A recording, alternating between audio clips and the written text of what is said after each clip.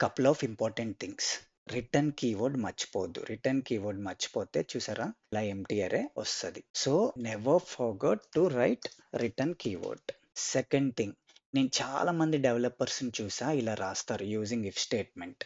If item dot category equals to veg true అయితే return true అని.